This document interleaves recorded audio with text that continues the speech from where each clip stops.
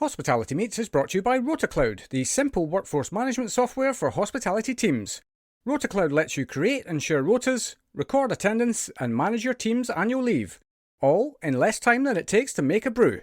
It can also make life easier for your staff, allowing them to check their rotas, request holiday, and even pick up extra shifts, all through the RotaCloud mobile app.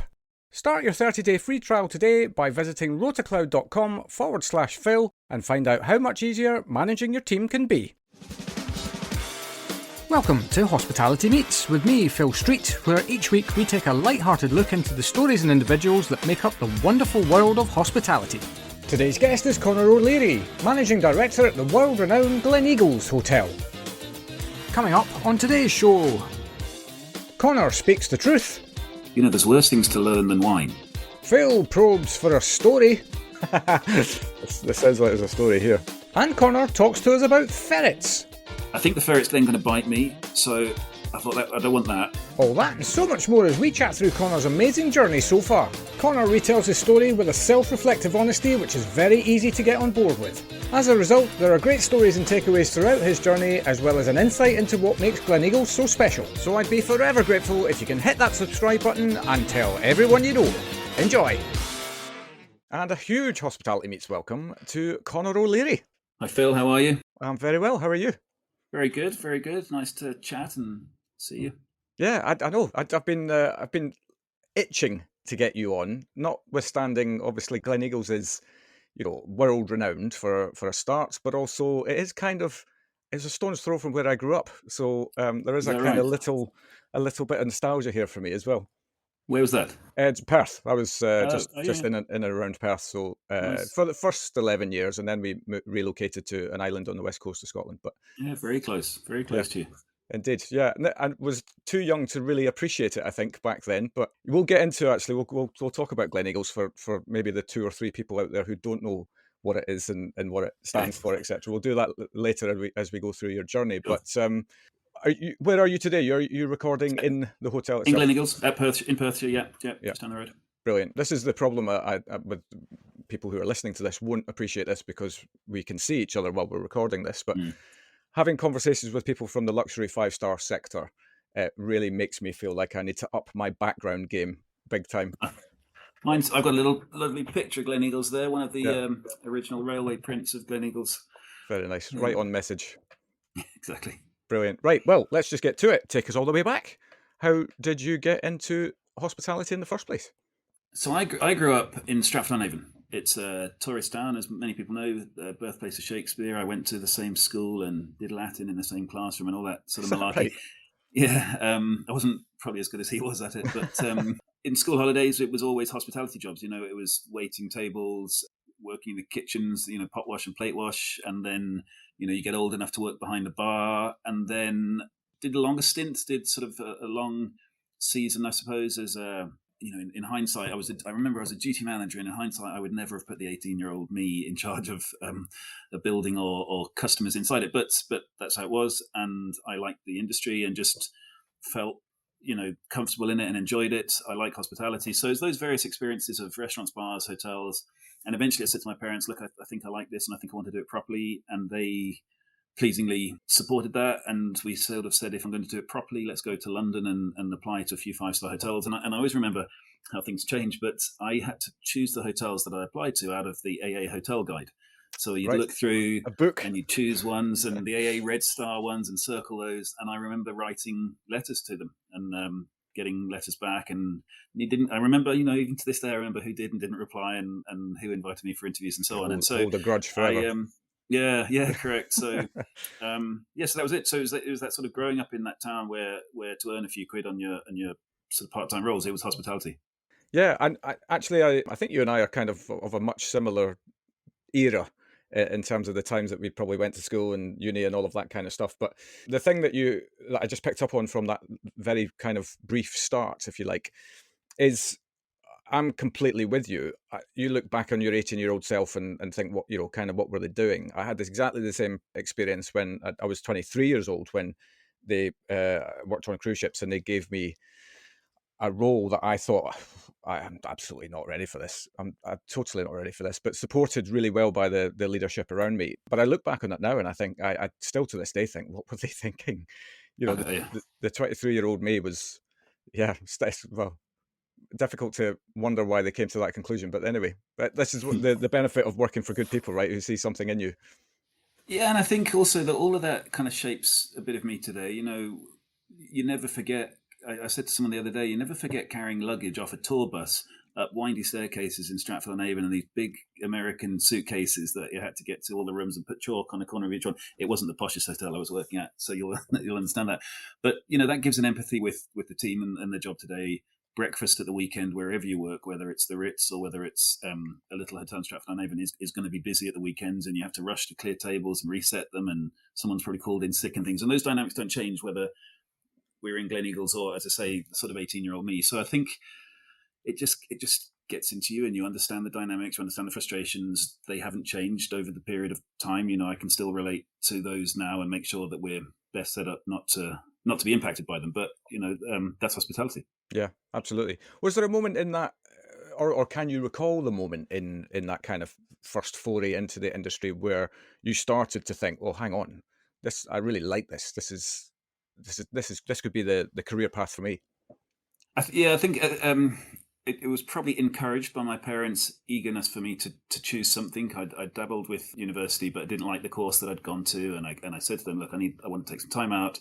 And in hindsight, I was a kid that should have taken a year out. I should have had to fend for myself and realised, you know, you need to knuckle down and things. But anyway, I went straight to university. Didn't enjoy the course, so I left after in the first year and came back and said, "Right, I'm going to do a sort of season and sort my shit out and decide what I want to do." And so a little bit of their pressure, me realising that I enjoyed hospitality, and I think, you know, whether this was conscious or what I've learned since, is that you can often be good at the things you enjoy, or it's easier to be good at the things you enjoy than things you have to sort of force. So that kind of came naturally, and I thought, right, I need to choose something. I like this. I see, and to your point, people see something in you. So I was being given duty management roles and shifts, and offered promotions and things as a youngster into supervisory roles. Nothing too serious, but I thought, okay, this seems to be something that I can do and do reasonably well and enjoy at the same time, and I thought I'd give it a go. So it was around then. It was around 19, 20, something like that.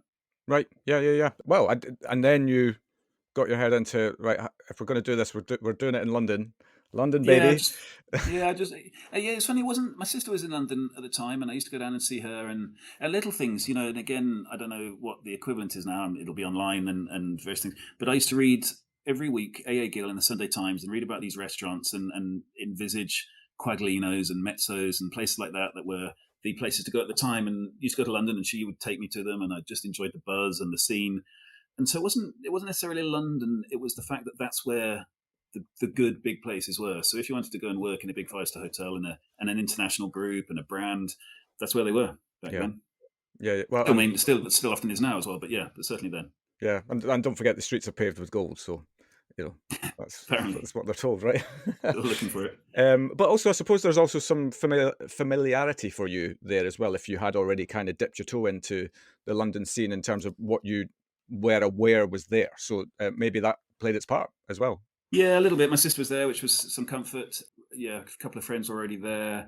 But oddly, I didn't know the 5-star hotel market at all. And you know, as I say, I was looking in this book, and you know, some of the advice I got during that time of taking this role instead of that role, which one on paper didn't look as good as the other one, but actually the more junior role in the better, well, definitely better hotel, but also better employer, you know, was great advice at the time, which luckily I took. And, you know, that's sort of a theme throughout my career. And I think most of us in hospitality, we make, you know, I suppose anyone in life, you make these choices, and you can be lucky sometimes. And I made a very lucky choice. I joined the Royal Garden Hotel, and it didn't have huge recognition. It wasn't a big sort of famous international brand. It wasn't a Four Seasons or anything, but I'd applied to a few. They were one of them. They were extremely professional in the process. They talked to me. They showed that they wanted me and gave all the right signals. And whilst it wasn't the highest job that I hoped I could get, I could sense that they were, you know, they cared, they looked after people, and it was true. And I did 3 years there, and they developed me.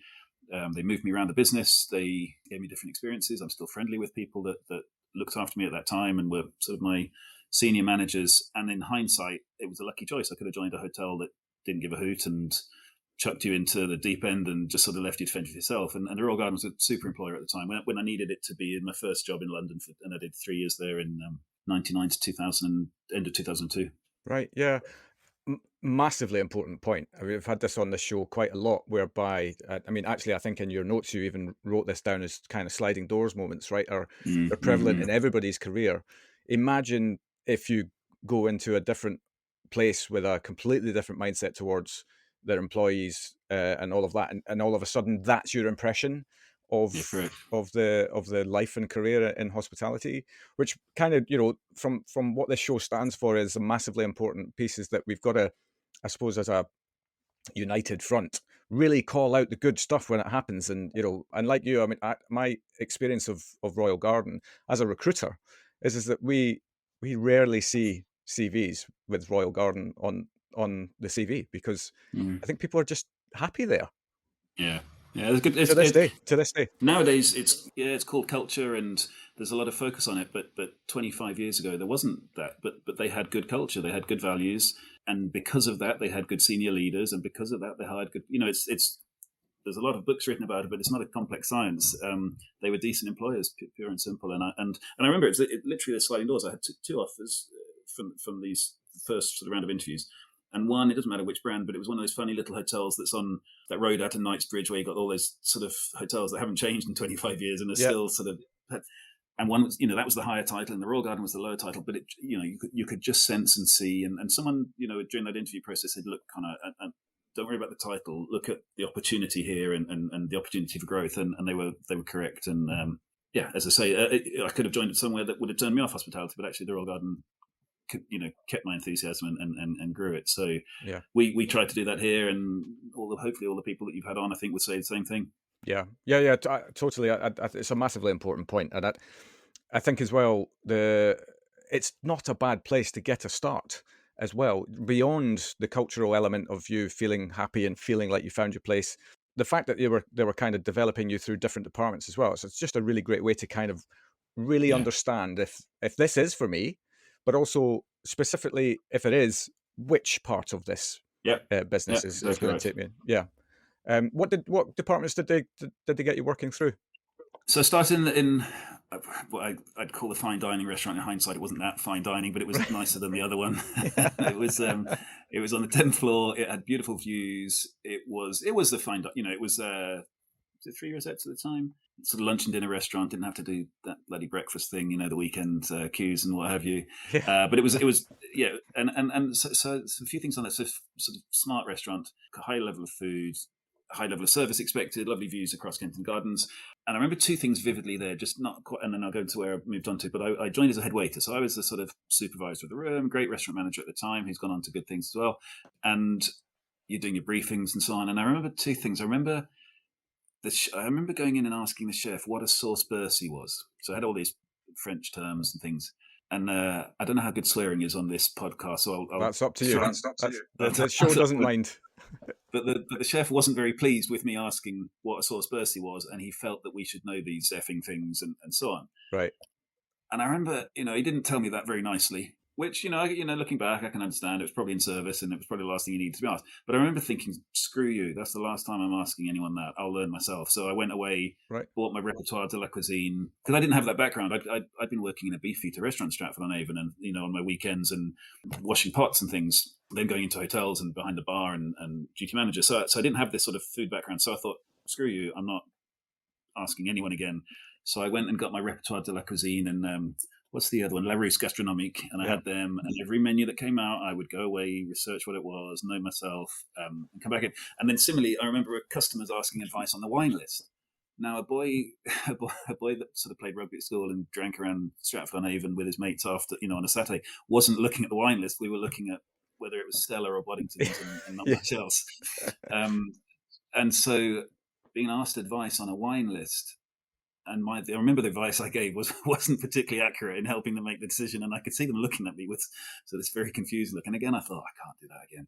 So it sort of forced me to go away, and I'm not an expert, but I had enough to get by before the sort of sommeliers arrived or cavalry arrived.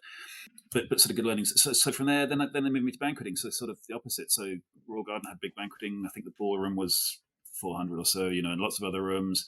And it wasn't fine dining, but it was solid hard work. You're resetting rooms, turnarounds ahead of dinner, lots of agency staff, lots of the old school that used to be the wine waiters in the banquet rooms in London, and sort of negotiating that. And I was 23, 24, and having to I'd been promoted, so I was assistant manager of banqueting, and then again a really good banqueting ops manager, Alan, that showed me the rope, kept me right as such, regardless of how many mistakes I'd make. But to the point now that I believe an F&B director is only good if they've spent some time in banqueting. I know I've got these sort of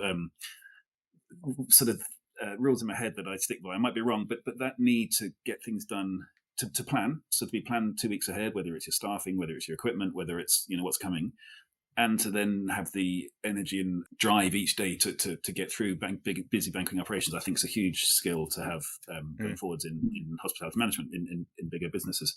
So I loved it, and I did that for a year, 14 months, and then an opportunity came back up in the fine dining restaurant or the ground floor restaurant, and I chose to go back up there again as an assistant manager. Still avoiding breakfast then?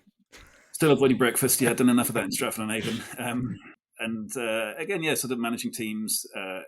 The restaurant manager again was super and gave me a bit of bandwidth to be sort of responsible for a big chunk of service delivery and operations and events and so on. So, good experiences. Yeah, no doubt. The thing that I love about that section is this desire of yours to kind of take control of your own destiny a little bit, really. Or maybe this is part of the first step of you realizing that actually, if you devote a little bit of time, away from the core, just to get some fundamental learning under your belt, then actually that's going to pay dividends. Yeah, I think you realise that, but also, in hindsight, I shouldn't be asking the chef during service what something is. I should learn, and I should be able to teach my team. That's part of leadership and growth. And you probably don't see it at the time. I remember just being stubborn and thinking, "Screw you! I'm not letting you make me feel like that again." That was the initial drive. But yeah, your development is on you first and foremost, not on anyone else. And so they're sort of small examples. But yeah, it was on me to get that knowledge. It's not, I can ask the employer to help, but I have to drive it myself. And those were little examples of it. But I think it's something that has stuck with me. Yeah, I would guess as well that the part of that drive comes from the fact that you actually love to learn this kind of stuff as well, because you're, in the midst of what you want to be doing. I remember, explaining to sort of when I was a restaurant manager and F&B director or whatever, telling people, there's worse things to learn than wine.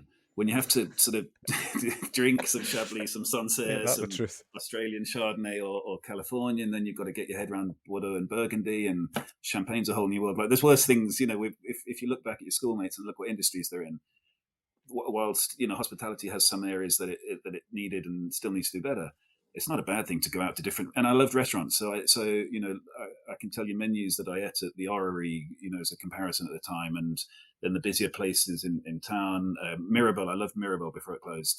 So that was my research, going to nice restaurants and bars and nice hotels. Something that we struggle with here because of our location in the middle of in Scotland, but in London you can go and sit in Claridge's and you can order a Coca-Cola or a beer. It's £6. But you can be a Claridge's customer for 3 hours and just watch the world come and go and see that beautiful lobby and see, those service touches that make it Claridge's or Ritz or Savoy or Dorchester.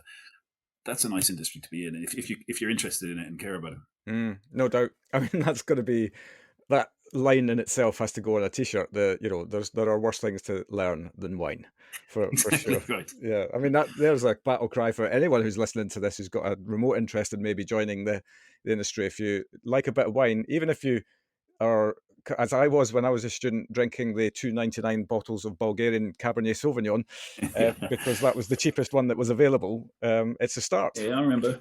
Yeah, agreed. You can only go up from there. Indeed, absolutely. Great, right. Well, I suppose we should probably close the Royal Garden chapter and move on. Otherwise, we'll be here all day. This is great. So yeah, how did that kind of end and what happened next? I'd done 3 years. I enjoyed it, but also was conscious I wanted to keep moving. I started looking around, and also, you get to know people. You start to get a network and so on, and people that work at different places. I joined Mandarin Oriental as a restaurant manager, and I remember It was tough. Like, being honest, that was so I joined a chap called David Nichols. Some people will know David that listen to the podcast. David was a tough taskmaster. He was a chef that had become chef and B. I still see him now and tease him the odd time about his previous style, but he was bloody tough. And I was a youngster who was sort of trying to get on, and I took on the role of restaurant manager in their busy restaurant. It was busy. They were doing the flat out breakfast, lunch, dinner, flat out all day, every day. It was a really successful restaurant, and I took it on. And I look back at some of the ways I was managing it, and I think you could have done better, or you probably needed a bit more maturity in hindsight. And I did 18 months there or something like that, and I didn't enjoy any of it, frankly. Really, right? Looking back, yeah, and it was probably the only time in my career that I felt like that. And listen, a lot of that was on me and how I was doing the job, but in hindsight, I'd like to think we would have handled that better with a restaurant manager here as well. So anyway, but there's lots of the huge learnings in that, how we deal with it, how you sort of step into it every day, what you take away from it, what you make sure you're not going to do again, what you make sure you are going to do again, what you make sure you're going to do as a senior leader differently. So it was what it was. I think we often take jobs and maybe that one wasn't the right one at the time, but you find that out when you're in it, maybe. And so I did that for 18 months, and then I wanted to leave, and so there was an opportunity to open a new hotel nearby with that friends of friends were leading. It was the Bentley in Harrington Gardens, and it was a privately owned hotel. It wasn't an entirely successful hotel at the time. I don't know how it's doing now. And again, these sort of things come up in your career. I needed to get out of the job I was in. I wasn't enjoying it. It wasn't. No one was winning. So it took me out, and it was a sort of 12-month thing that I knew wasn't going to be a long thing.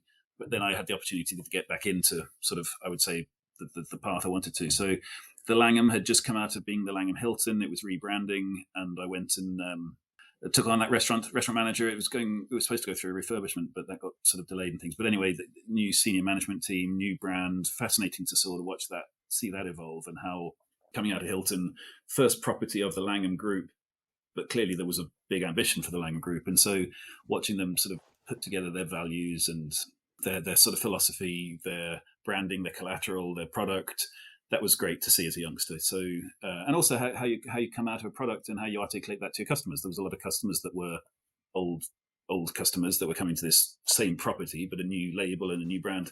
So saw all that. Worked for a chap called Duncan Palmer there, who's a super hotelier and very enthusiastic and energetic person. Did that for a while. They then offered me a role to go to Hong Kong as an assistant F&B director. And at the same time, I was offered a role at the Ritz in London as assistant F&B director. I'd met the EAM F&B sort of 6 months previously, and we'd stayed in touch. And he'd called me back and said, "Look, I was thinking about you, and we've got this role coming up, and would you like to join?" And that's probably a sliding door moment in my career. I was in Hong Kong for a week to see the role there, and I remember it was a live-in role in a bedroom in the hotel, right? Working 6 days a week. I remember going away thinking that'd be odd, wouldn't it? Just living in a hotel room for like it. It didn't feel, that wasn't the romance of how I wanted to experience Asia and Hong Kong, living in a hotel and coming down in the lift and going to work. So that was sort of niggling. And save on your commuting costs. It would have saved you. There's definitely no transport.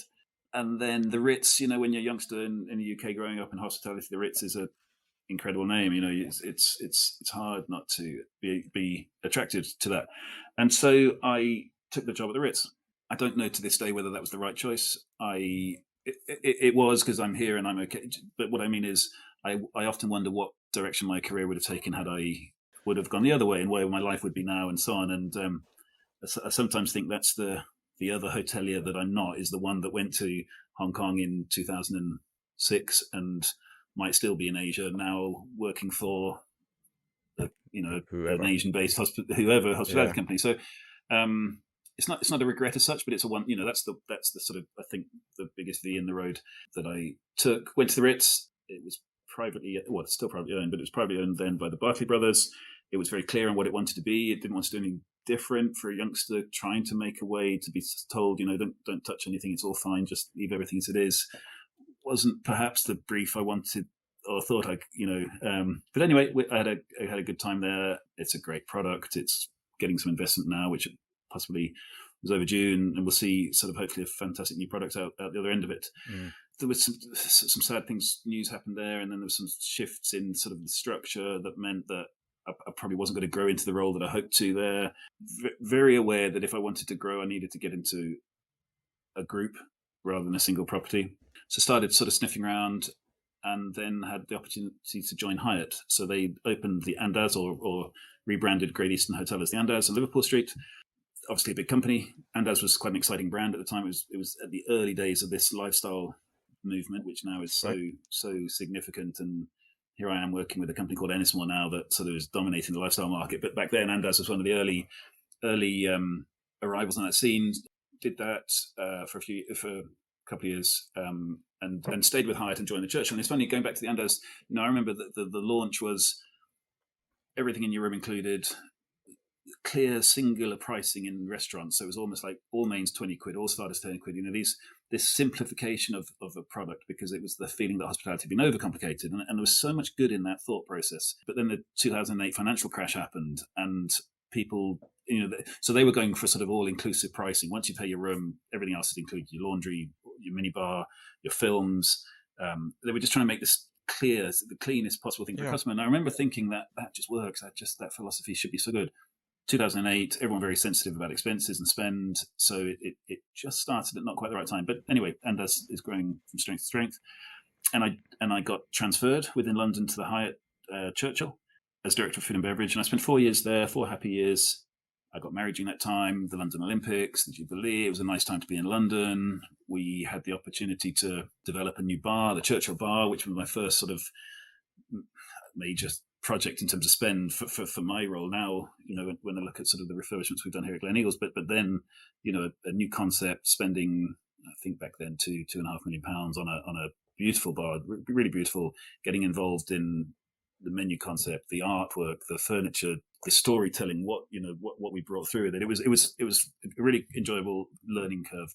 I worked for a guy called Michael Gray, who still a good friend, family friend, but he was just an incredible hotelier, incredible leader, manager of us. And that was definitely the time that my leadership evolved, my what became what I think I am now as a leader, my philosophy, what I value, what's important, how I try to be, was shaped in those 4 years more than any other. Well, I'm sure it's, we all shape over time, but those 4 years I probably realized and learned and defined my own through that. So it was good. I'm rattling through here, sorry. And then That's all right. then I get You're on a roll. So I'm married now, and Hyatt are making it clear, if you want to grow with the company, you need to go overseas. So I said to my wife, are we keen? And well, that's, in many ways, that's a bringing you back to this hotelier that might have gone to Asia. Here's the opportunity to tick that box off, I guess. Well, you'd think so. So I said, it sounds like there's a story here. Well, I said, we're keen. We're going to do it. We again, it was a bit of a Vienna road. If we don't, we would have probably, bought a bigger. We lived in Putney in a small apartment. We would have put some roots down maybe and sort of double down on London. But we haven't done that yet. So now is the time. If we're going to go, let's go. So great, wheels are in motion. Michael Gray calls me up one day and he says, "Great news, Tokyo. Are you keen to go there?" And I said, 100%. That was Tokyo, Hong Kong, Singapore. They were my 3 top of my list. Right, leave it with me. Sort of 9 months later, still checking, is that going to happen? No, it's not. They can't. These big companies, sometimes it's hard to move the cogs as such, because there's so many. Someone needs to move, for that person to move to free up your role and so on. It just wasn't happening. And so eventually they said, "Look, do you want to go to Dubai? There's an opportunity there. It's a very big operation. Grand Hyatt Dubai is the biggest in Hyatt at the time in terms of F&B offerings, sort of 16 or 17 outlets." And I said to my wife, "Look, Tokyo's not happening. Why don't we get going and then move that direction?" Yeah. And so we did that. We had 3 good years in Dubai. There's pros and cons about Dubai, but there's pros and cons about everywhere, I think. 5-star hospitality means having the right people in the right place at the right time, and that's exactly where RotaCloud can help. RotaCloud is the online platform that makes planning rotas, recording attendance, and managing annual leave easy. Its simple, drag-and-drop interface lets you create and share rotas with your team in minutes, while our built-in budgeting tools mean you'll know exactly how much you're spending on staffing before sending the rota out. RotaCloud also makes life easier for your staff allowing them to check their rotas, request time off, and pick up extra shifts, all through the RotaCloud mobile app. Start your 30-day free trial today by visiting rotacloud.com/Phil and find out how much easier managing your team can be. We'd done a time. I was keen to go into this Asian market that I had been trying to for some time, and again, Hyatt being a big company, sometimes not as agile on moves, maybe, or just so waiting, exploring a couple of other companies. One promising role that then couldn't happen because of a restructure there and a bit of frustration on my part, perhaps. And Gleneagles got in touch. And initially I'd said, look, we're not keen to come back to the UK. We've packed our bags and we moved. It feels a bit too soon to come back. So we're going to keep trying. And that kind of went back and forth a couple of times. And then they called one day and I remember just saying, let's have a chat. Why not? It's a super brand. I was slightly aware of the new ownership, but that was the catalyst for me to find out a lot more. So it recently changed ownership. And long story short, came and met them, went away, spoke to the owners. It felt right. The ambition was clear. The commitment was clear. The commitment to quality was clear. I think we've all been in hotels, in the hotel industry, where owners have bought hotels and said that they're going to do X, Y, and Z, or there's lots of grand plans in all walks of life.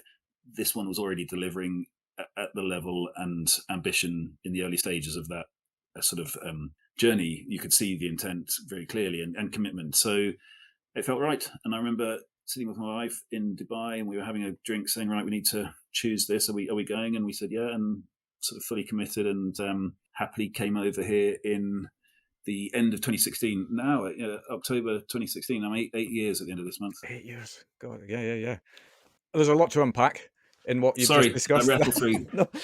No, I love it. I love, there's so many really interesting elements to kind of explore with this. One that I wrote down here, and this is something that I think is just a wonderful, wonderful lesson for everyone. And I was late to the party on this lesson myself, but actually the description you were giving of those jobs that you had that were tough, where you thought, I've maybe not made the right choice here, is that actually as you say, the lessons that they were teaching you, and you probably don't realize it at the time, but you can't have it's very rare, at least, to have a career that's just one lovely upward trajectory of perfectness. And so actually, to have some exposure to ways that you wouldn't, necessarily take on board yourself, teaches you so many different things. Notwithstanding, generates a bit of resilience as well, that maybe is not there when things are too easy. 100% on every level, resilience. And again, you've got to have, I think we all have varying degrees of it, but you've got to have that little bit of toughness to say, I'm not going to let that happen again. Now, and what I would stress is, in all of the experiences, whilst I can look back in a professional way and wonder if I'd have handled it the same way those employers handled it, that's irrelevant. That's a learning. It's all on me. I'll make my choices. They were who they were. That's up to them. It's not for me. So it's certainly not saying any of the employers were right or wrong, but certainly some of the roles didn't fit who I was. Now, that could have been failures on my part or opportunities to learn on my part or whatever. It doesn't really matter. As you say, you're never going to have a perfect straight line curve upwards in your career. And you learn so much more in tough environments than you learn in the sort of in easy, enjoyable environments. And we all want easy, happy days. And happiness shouldn't overlap with toughness in a career. Doesn't have to be unhappy. You can have hard experiences, but you still can be happy through them. But the learning is so much more. That's definitely true. Yeah, absolutely. And it's something I just wanted to kind of ask you in terms of making that transition as well from a London base into, a completely different territory, completely different culture, way of doing things, working culture, all of that. Describe that to us in terms of, going through that process. How do you make a success out of that? Yeah, it's harder than I thought. And I was not initially as successful as I hoped, being candid and looking back. So I came out of London, and I'll give you two scenarios. So London at the time, and still, and rightly so, and our industry is better at this, empowers, asks opinion, cares for people's work-life balance. The power is with the employee, not with the employer, and that's only growing. And that's right. So I've come out of that environment, and I go to Dubai, which is a very, very different leadership model. It might have evolved. We're talking, as I say, 10 or 11 years ago when I got there. I remember the first day I was there, or first week I was there, I joined a briefing, and it was a big food and beverage team, and the then assistant director of F&B was going through the day, and right, we've got this day, and he went around the room and he said, Vikram, you're working in the pool bar today. What time do you finish? 4. Right, no, you don't. Then I want you to go to room service at 4 because they're going to be busy later, right? So and so, what are you doing today? No, and after that, I need you to go here. Who's in tomorrow? You're off tomorrow. No, I need you in. And everyone said yes, boss, yes, boss, yes, boss. Right. And I remember smiling because I remember like only a week before I'd be in London, and I'd say to someone, Steve, any chance you can stay late tonight? No chance. No. I've got plans. And I remember just this difference, and maybe a better example of that is the pool bar manager, they had him wearing a black suit, and I thought, this is bananas. The guy must be scorching. And I said to him, A, it's not that cool. B, well, let's get you something a little bit cooler. You're running around. It's hot out there. What do you think? It's just a shirt that just a lighter shirt and some chinos. Happy boss. Yeah, fine. And I said, well, what color would you like? What shirt? Up to you. Right. I said, no, you've got a choice.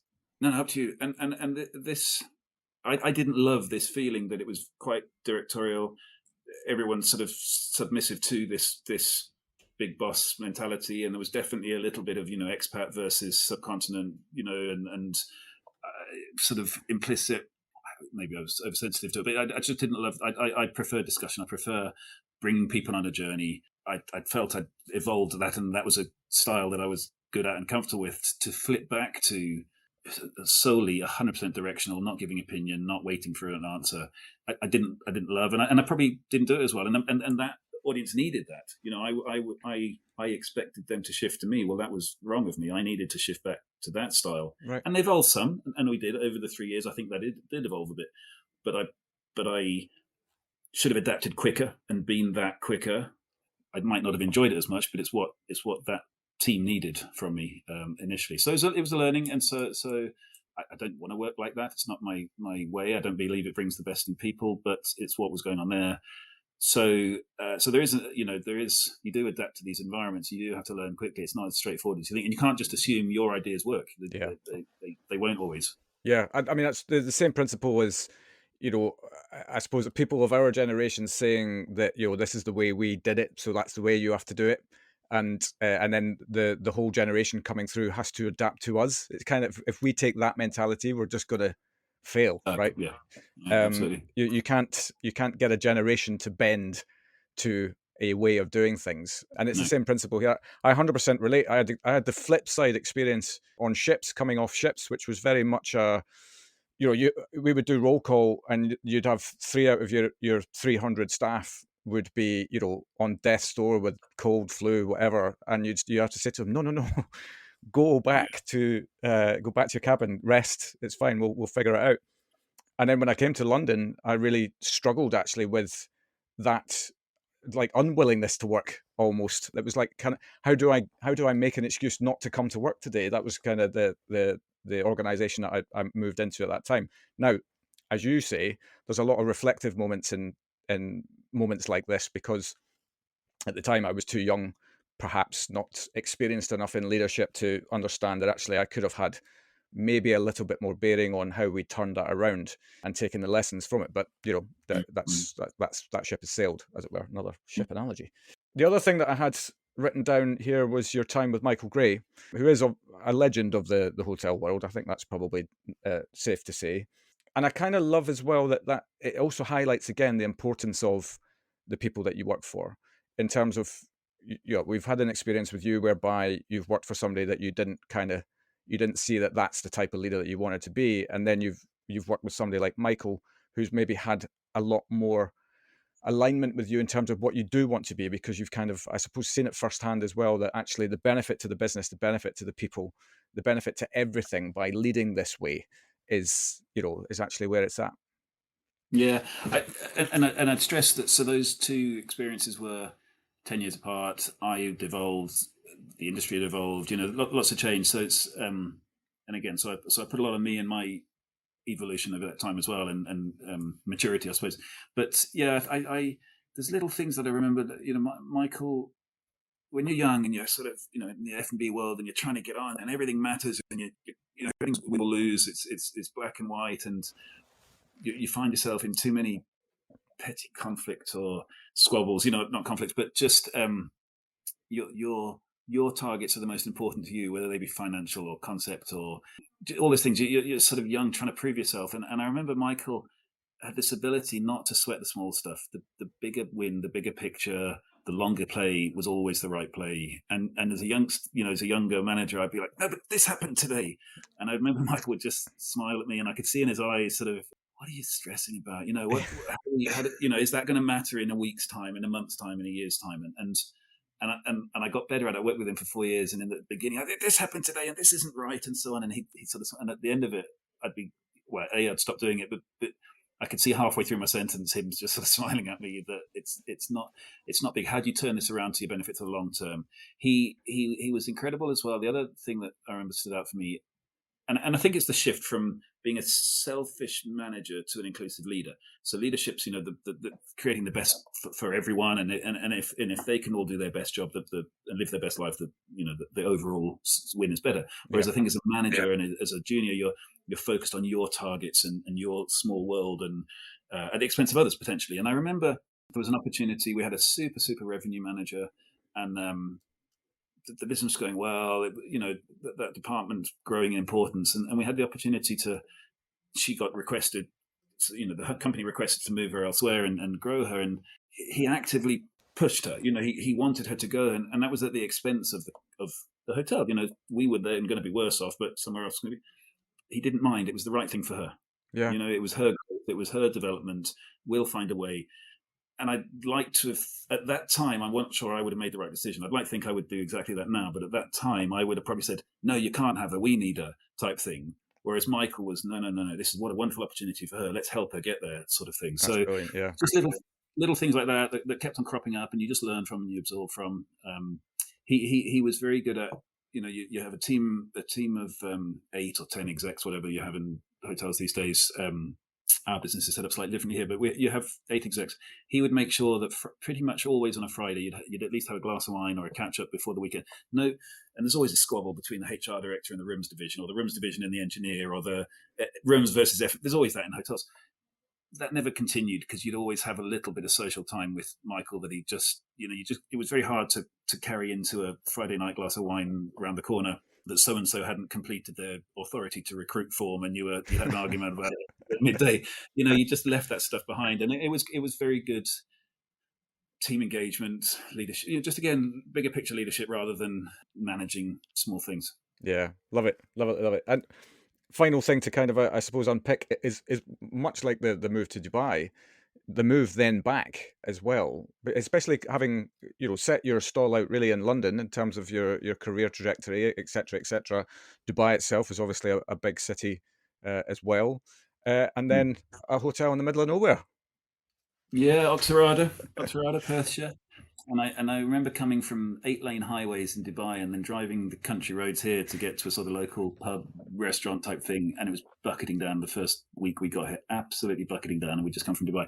But yeah, very different. I mean, lots of comfort. It's Britain, the sort of mentality, the ethos and things were all clearly very comfortable. What the biggest shift here was that it had come out of a corporate ownership for 20 plus years into a private family ownership that were incredibly dedicated to look at every single interaction and detail of the property, and were restless in that. And after a company that didn't show a huge amount of interest and would have quarterly board meetings here with the team, but not much else, it was self-managed. And suddenly you've got a hugely enthusiastic, energetic owner who wants every single detail of the business to improve and grow and be enhanced. That was a real shift for the team. Yeah, and I think as well that you've been on this journey, right? I mean, with the property, you've been there for 8 odd years now. You didn't start in the role that you're in at the moment. You came over as hotel manager, and I suppose that there's also another question then, because that was your first, I suppose, more general position rather than being a specific F&B focus. So how did you manage that transition upwards? Yeah, I suppose it was a bit of a comfort blanket. The role was hotel manager, overseeing food and beverage. Right. Accountable for. I was keen to continue growing. They were keen to get someone with F&B experience that could take them through quite a aggressive renovation and development plan. But I was keen to add other areas to my remit. I mean, a few different things. You take your opportunities, right? I came in, got to know the property. The general manager then that hired me left or gave his notice after 6 months, and these opportunities come and go. But that could have been bad. They could have brought someone in who would have stayed here 5 years and potentially blocked my path. But they didn't. They held without hiring, felt that we were strong enough, and hopefully felt that I had the ability to grow into that role, and gave me the opportunity. So sort of 10 months after joining, I think I became general manager of the hotel, and clearly with a much bigger remit than I'd arrived with, but was able to grow into that. It might have been a bit longer, but anyway, not much longer, because certainly the person that hired me in, general manager, or Paul, resigned in the summer, and I joined in October. So and then there was a 3 or 4 month period before I was promoted. So you grasp these opportunities, right? And you again, you back yourself. Of course, you back yourself. But I did have reasonably good experience of diverse businesses, and I'm not simplifying it, but leadership is often allowing people to do what they do. And I think that sort of growth of not needing to know everything about everything, but actually trusting in your experts and trusting in your team, but giving direction and giving the right energy and so on. That I think is where I sort of added value in that space. Yeah, absolutely. Yeah, well, describe then, if you can, if you're willing to, the journey that Gleneagles has been on in terms of what it was when you arrived to what it is now, because it's been quite widely reported around its its rise in terms of the things that it now does that it didn't used to do, and the investment that's been very, very clear that the owners were absolutely backing the property's potential. So start by saying that it was sold in 2015 by Diageo to Ennismore, as it was publicly sort of reported, but actually to the family that own Ennismore, Sharan and Aisha in particular, husband and wife, who have, this isn't widely reported, but Aisha's family have strong Scottish connections and had been not only born here, but been visiting the area all her life with her parents, and so had a huge care for the region, the area, the property, the town. So are hugely invested in bringing Gleneagles to be the best it can be, the best version of itself. And that is through financial investment, but it's through their own personal care and investment and interest in the team and the product and the storytelling. So going back a bit, I suppose Gleneagles had become a little bit, it had become known for golf. I think that was probably laziness on their part. Frankly, it's always had golf, but only 10%, 12% of our bedrooms play golf. Loads of people come to eat and drink and socialise and shoot and fish and be outdoors. But it was known as a golf hotel. It was very corporate, a little bit male, not particularly stylish in its way. But it was iconic. It's 100 years old this year. Everyone knows the brand. I go on sales trips and meet my peer hoteliers, and I wait for them to explain where the hotel is. And I go and I say I'm from Gleneagles, and you see people's eyes light up. They know about it. They've got fondness for it. It needed a full refurbishment plan. It had significant financial investment. I must say that was underpinning a very ambitious revenue and EBITDA growth. So there was a business plan to the investment. It's not unsubstantiated, and we were lucky. Aside from COVID, we hit all our financial targets after this investment. We refurbished every single bedroom, every single public area, every single restaurant, reinvented a few of the restaurants and bars, restored the original American bar in a slightly different location, but we had one of these beautiful David Collins designed American bars. When I joined, I think there was probably 20 activities that you could do while you were staying. We're now at 55, 58 activities that you can do while you're here. Our occupancy's grown, our rate's grown, our business mix has changed. I would say we're very much in the luxury lifestyle market, as opposed to sort of, we still have a little bit of corporate business, of course we do, we need it in certain months, but it's a different product. And I'm careful not on demographics, I don't think that's the right phrase, but sociographic, the type of people that we have coming here for adventure, here to be outdoors, here to try different things. The length of stays increased because we're providing more to do. The number of families coming has increased because everything that adults can do, we make sure kids can do. There's two things they can't: drinking and shooting, and definitely not in that order.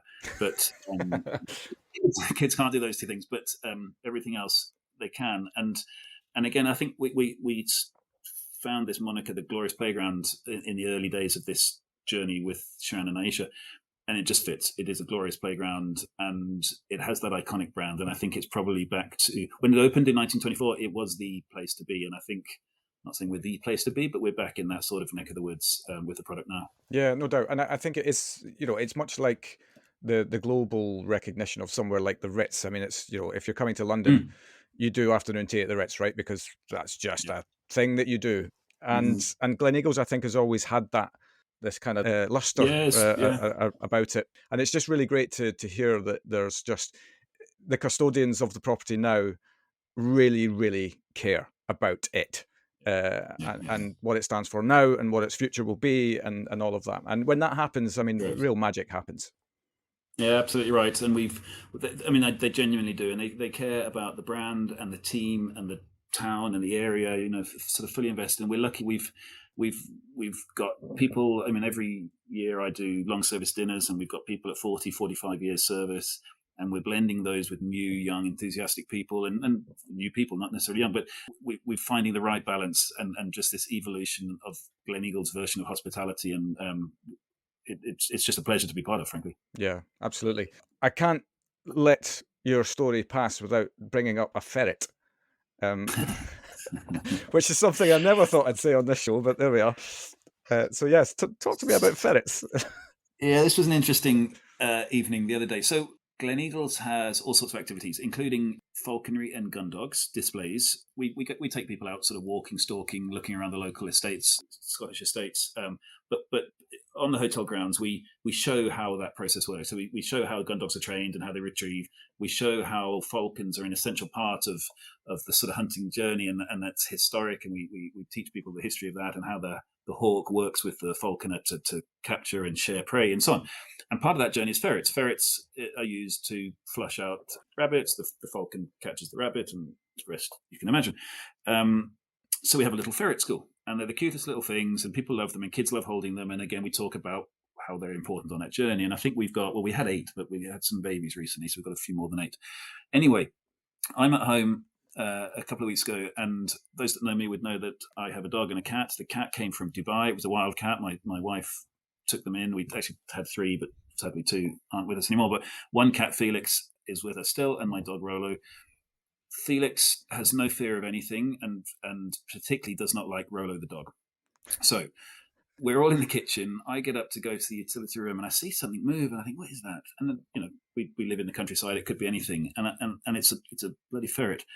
So I now have a situation. Not just a ferret; it was a bloody ferret. Yeah, I now have a situation where I keep the dog and the cat away because who knows where that's going to end. My wife's upstairs putting my daughter to bed. I'm on my own, so I get in, close the door behind me, and pick up the ferret.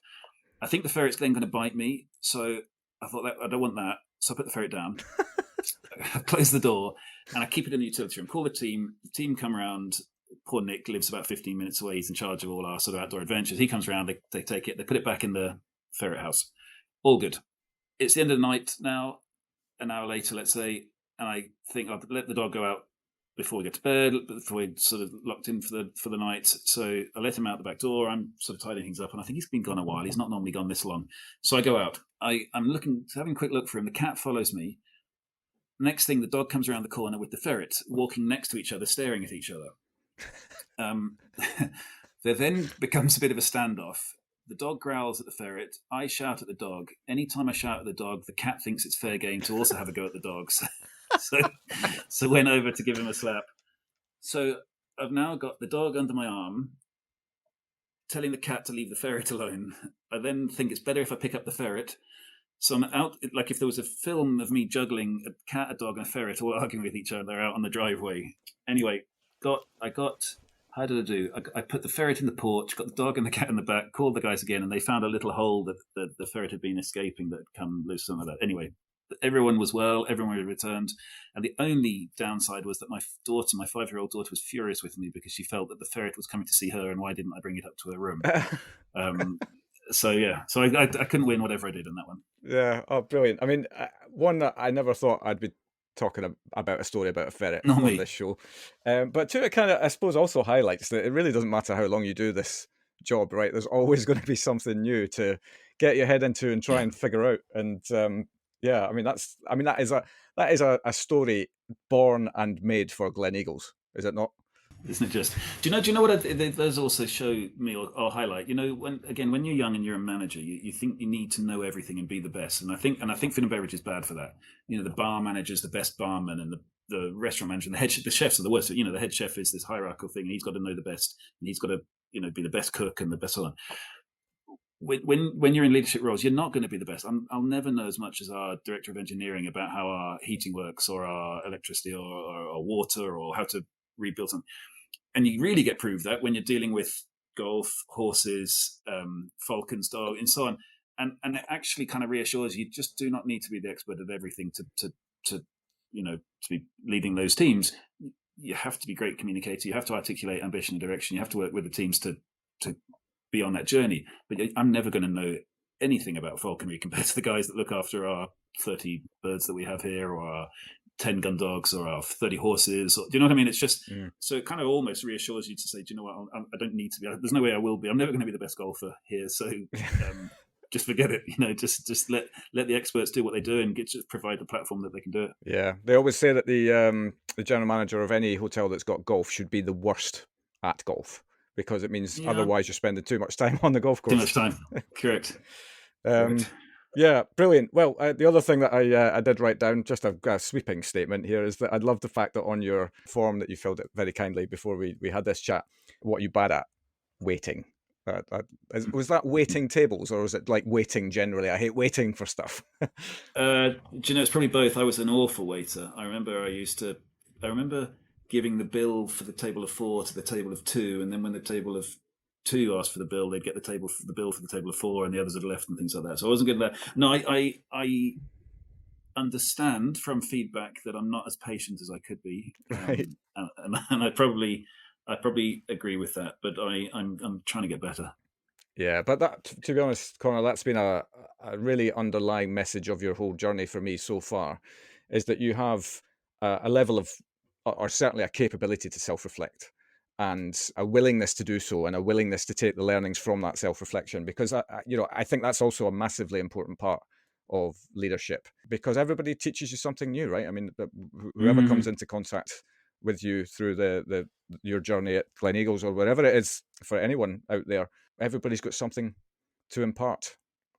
Yeah, it is, and not every environment's right for you, but it's up to you to deal with that. It's not up to the environment to change. You can look back and say you might do it differently, but that's irrelevant. That's the learning. But it's up to you how you handle that environment. Do you adapt to it, or do you change it? But the environment's not wrong. It is what it is. You can have a view on it, but it's on you always. Yeah, absolutely. Did you ever think that you'd end up being the MD at Gleneagles when you were waiting tables at a Beefeater? Jesus, no. I have that sort of romantic ambition in hospitality, and the sort of big brands and properties, have always been attractive. So when the younger me would have loved to have thought that he could become MD of a property like Gleneagles and sort of be part of this incredible story. So would I have thought I could? It would have been an ambition, but as I say, there's plenty of times that I could have chosen different routes and I wouldn't have been. So, and who knows what I would have been? But it was certainly, it would have been right up there as an ambition, but probably not something that I was spending too much time thinking about. Yeah, brilliant. Well, look, thank you so much for your time. I know we've overrun slightly as well. I massively appreciate you coming on and telling your story. What a great story. That Ferret is going down in history for sure. Her name was Courtney. Courtney the Ferret. Very good, very good. Excellent. Conor, thank you so much, and wish you guys all the very best for the next stage of your journey there. Brilliant. Well, thanks a lot. Nice to chat to you, Phil. You too. Cheers. And there we have it. It was a joy to chew the fat with Conor about his career story so far, and I just loved how honest he was about his good and bad experiences, all of which have played their part in getting him to where he is now, at the helm of one of the world's most recognisable hotels. We'll be back as usual next Wednesday at 8 PM, so have a great week, and I'll see you then.